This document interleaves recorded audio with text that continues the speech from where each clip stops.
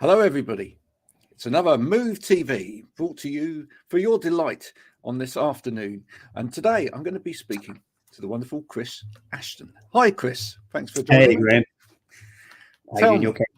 Time54, construction marketing. There's two questions that we have to initially ask there, which is why Time54?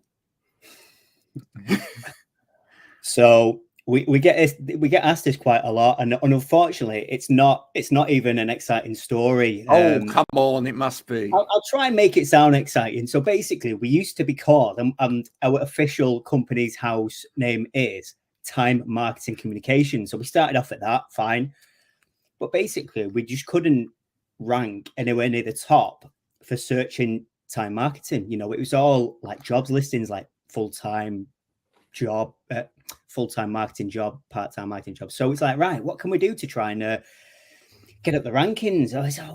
We're like having a bit of a brainstorming session. It's like, let's add a number. And then I don't even know how 54 came about, but it's like, right, it's not the number on the door or anything like that. No, it's not even, not even our combined IQ, because that's still pushing it a bit, to be fair. And so we're like, time 54. Yeah, it just felt right. So we went with it. So that is officially Time 54. It sounds like it could be a magazine or it could be exciting magazine. Yeah, or a channel on a TV station, maybe something like that. And then the other question is construction marketing.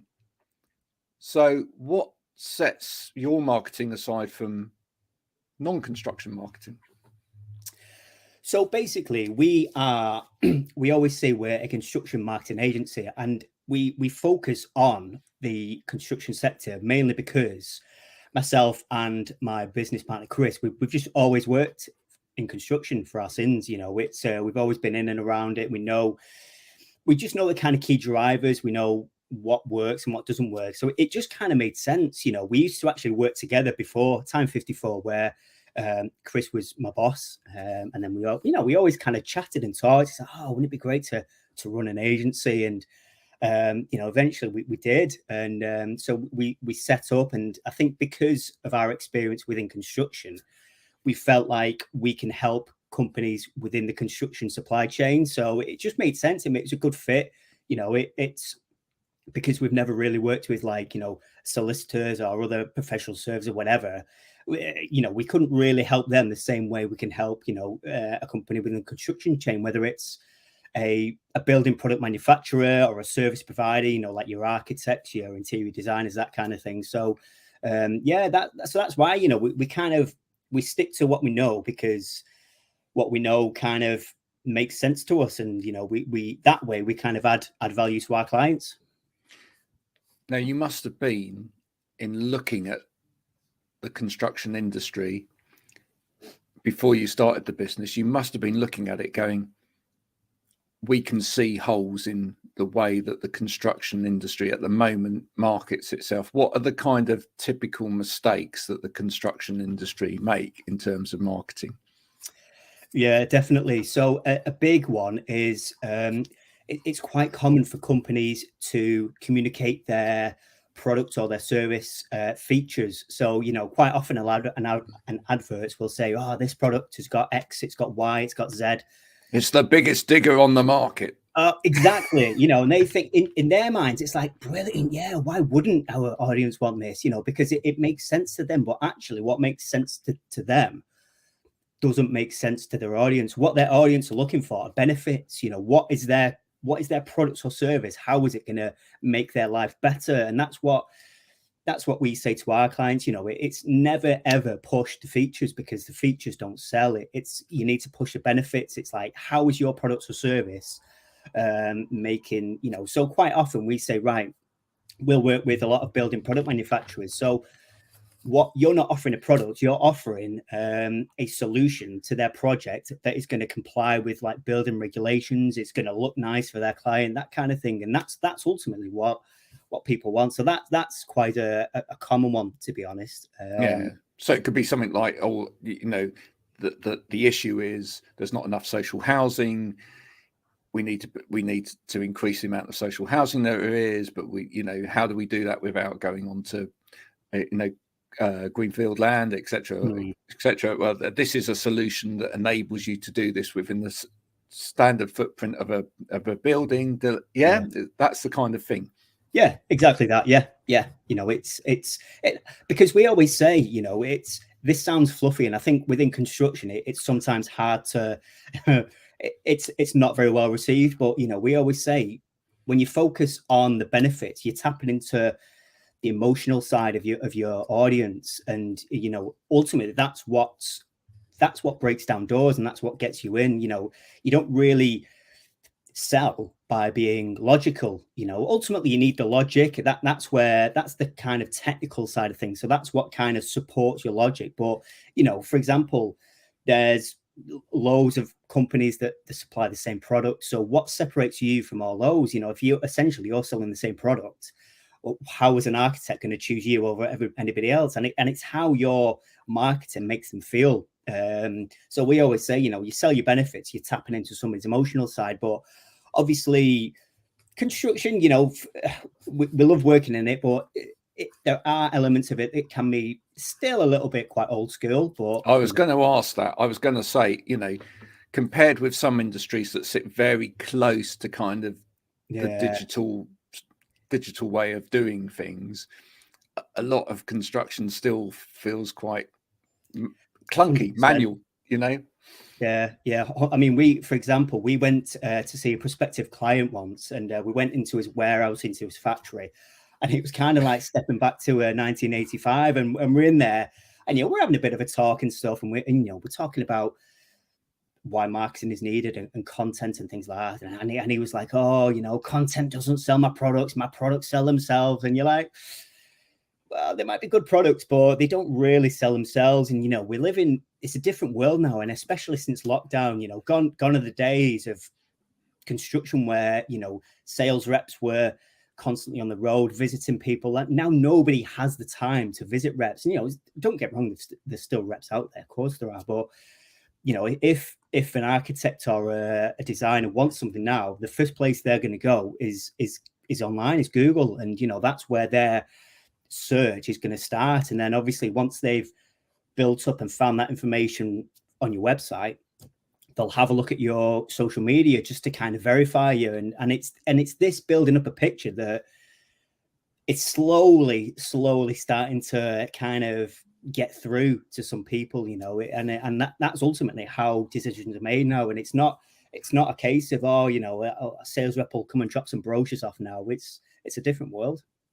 You've mentioned different types of client that you've got there, but is there an ideal client? It's a funny one. In terms of the sector as a whole, we do work with anybody because, you know, we work with, as I say, the service related businesses, and they could be a quantity surveyor, an architect, whoever. And then we also work with the product manufacturers. We always say generally clients will work with us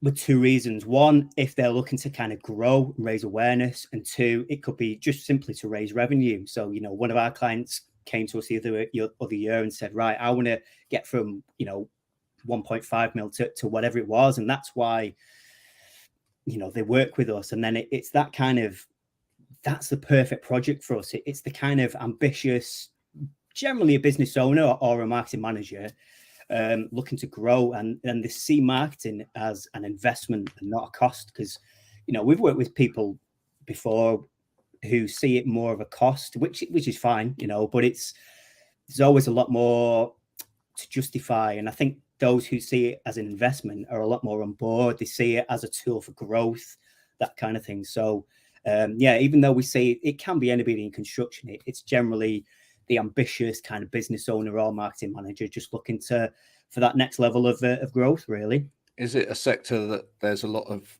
innovation and disruption going on? Is it an exciting sector to be in right now? Yeah, it is. And even, you know, even though there are aspects of it that are still old school, that there is some of that adoption slowly creeping in, and I mean slowly at times. It's you know, the Internet of Things, the 3D printing, that, you know, AI, you know, virtual augmentation.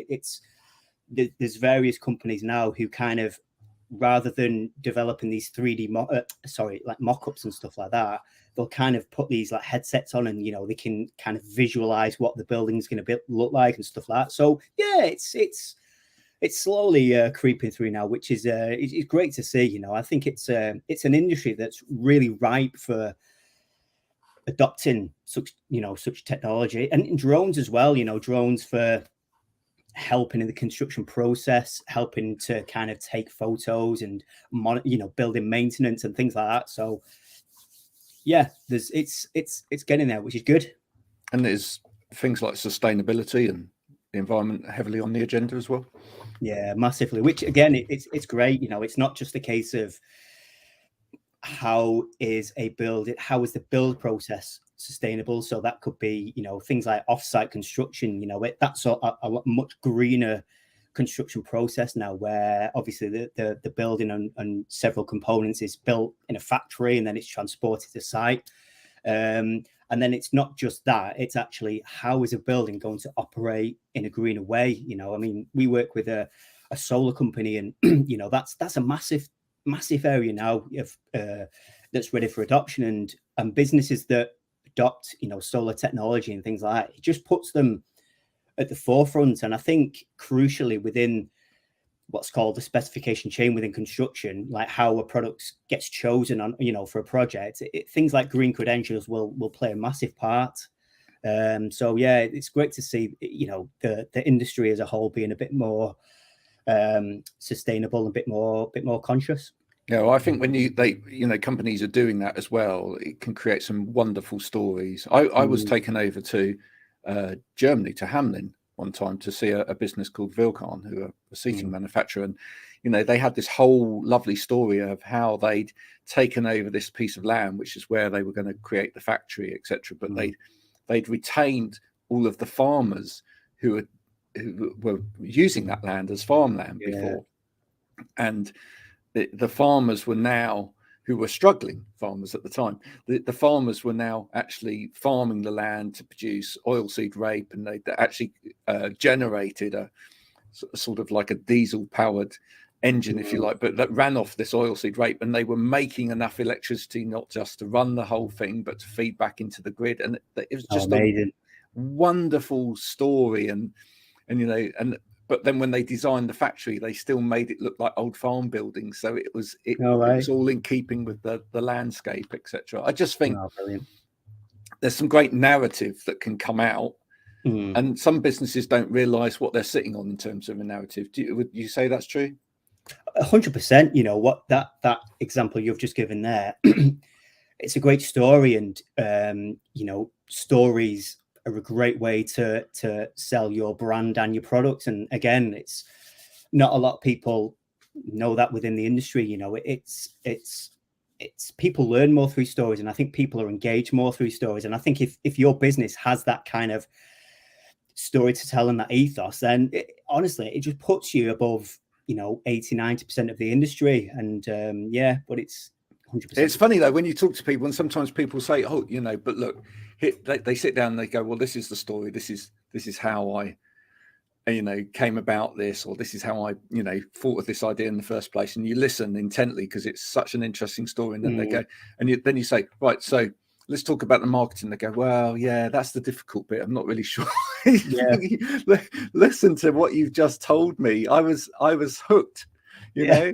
So it's just a case of getting that back out there so that people understand where this is coming from. And then 100%, and we've told of it, we've talked about storytelling before, and sometimes you can see a few like glazed looks, and it's fine. Some people get it, some people don't, but it's storytelling is just so powerful, and it just, like you've just said, it just captivates people, and it makes people want to listen and take notice, which is ultimately, like any sector, construction sectors, it's crowded, and there's new companies like on a daily basis. So to stand out, you need to be a good storyteller.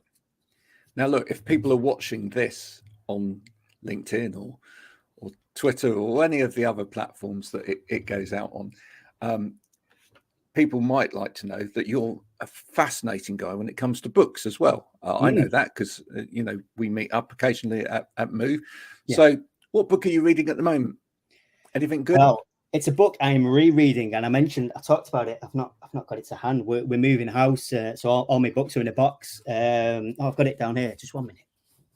So I talked about this the other week, and it's this one, and it's called Essentialism, and it's brilliant. And you know what? It's so relevant, particularly for us as a business at the moment, because it's obviously with the you look at the media and it's all about doom and gloom, recession, and things like that. And sometimes it makes you think, it's like, what we're going to do, how we're going to navigate through this. We need to do more. We need to do this. We need to do that. We need more products, more service. And actually, the complete opposite is true. And this book is all about just focusing on the very few things that actually matter to get a better result. And it's so true. It's rather than trying to do like 20 different things, especially in a day, you can kind of relate it to, your own productivity. I know what I'm like in a day. If I try and do about 20 different things at once, I end up doing nothing. But if you just literally focus one at a time and you just give everything your 100% attention, by doing less, you're actually doing more and you achieve more. So it's a brilliant book. And I'd say it's one of my favorite books, that one. No, that's important. And a lot of that's down to not just setting your own agenda, but setting the boundaries correctly as well with other people, so that they understand that that's what you're doing as well. Yeah, 100%. Like for me, Monday's my writing day. So typically on a Monday, I don't set other meetings, because it's like, that's what I'm doing today. Yeah. I'm going to focus. I'm going to go through, knock on, and I've learned that by mistake, because, I used to sort of like do a little bit here and a little bit, and you're just like, oh no, I can't pull this together. Yeah. And like phones on silent, no notifications anywhere. Cause I don't know what you're like, but I'm one of these people. If I see a notification, especially like an email, no matter what I'm doing, my mind constantly goes, I need to check that email. I need to check that email. And I will not stop until I check that email. So I turn all notifications off, my phone's on silent, because that's the only way I can actually. I used to talk to people about that when I used to do workplace assessments. I used to talk to people about what I called micro meetings, Chris, which was, the amount of people might now have experienced this if you're listening. But if you work in an office space, where you're at a bank of desks and somebody comes across to you and they start asking you questions at your desk. And of course, you're still in your little zone. So you've got your computer in front of you, your phone's there, whatever as well. So you're kind of half listening to them, but at the same time, something's pinging up and they just go, just a second. Yeah. Sorry, what were you saying? Right. And I said how unproductive it really was. And it both in terms of health and well-being, because actually, if you went up to that person and said, right, in 10 minutes from now, I want to have a discussion with you about something. Let's take it over there. So let's go for a walk. Let's go over there. Let's get away from the desk.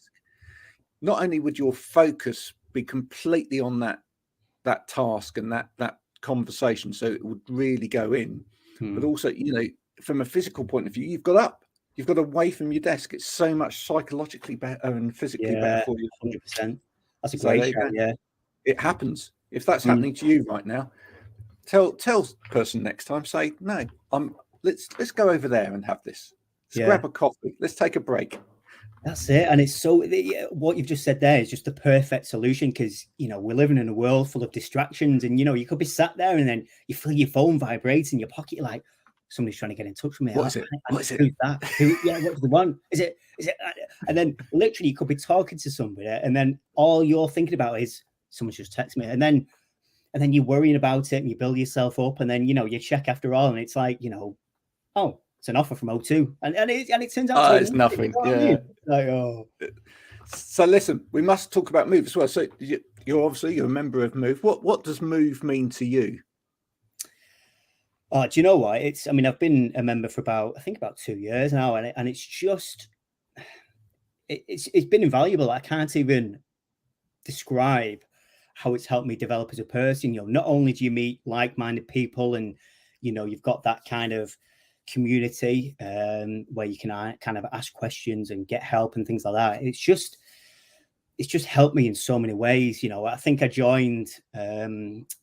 Obviously, it would have been the lockdown, back then, obviously, all of the networking went online. And I remember thinking as soon as it did that, I just wasn't confident, on speaking on a camera in a room full of people,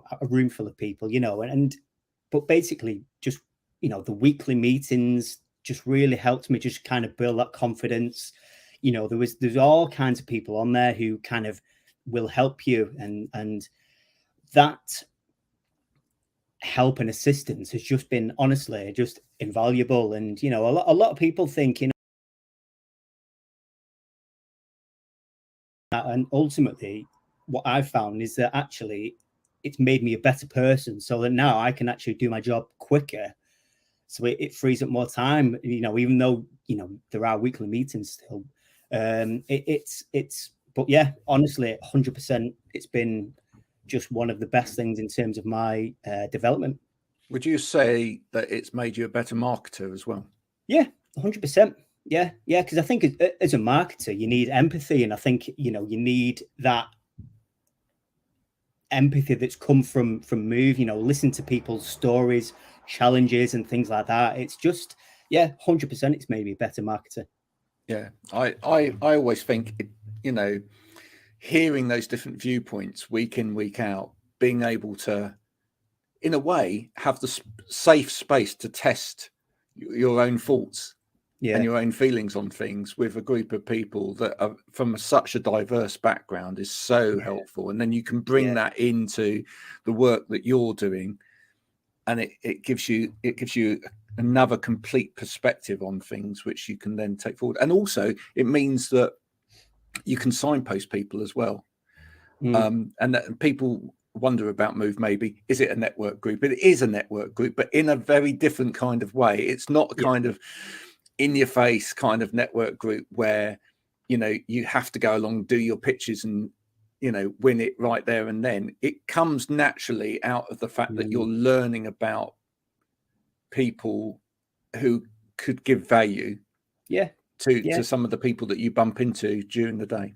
100%. It's not like a case of, I've not had any business from it and things like that. It's the business will come from developing yourself as a person, and that's what Move is all about. It's about making you the best version of yourself, and not even in business, in life as well. I can honestly say Move has made me a better parent, husband, friend, whatever. It's just given me a better perspective of life. And together with the books that I read, it's just 100%. It's just helped me to just focus on the things that matter. Well, Chris, it's been a pleasure as normal talking to you today. The time just whizzes by when we do these wonderful things. 22 minutes. I know, it's a skill. What can I say? It's all about the company, Graham. It's all about the company. It is. It's absolutely all about that. So thank you for taking part in Move TV. If anybody wants to reach out to you and find out a little bit more about what you do, if you're in the construction industry, maybe you've developed a product that's ripe for getting it out there into the construction world, how do people contact you, Chris?